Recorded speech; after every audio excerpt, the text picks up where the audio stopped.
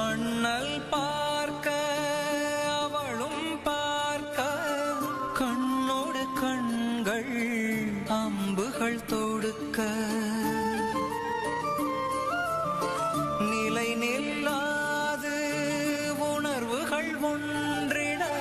ஒருவரை ஒருவர் உள்ளம் ஈர்த்திட பரிசிலை அண்ணல் வாழ்விழி நங்கை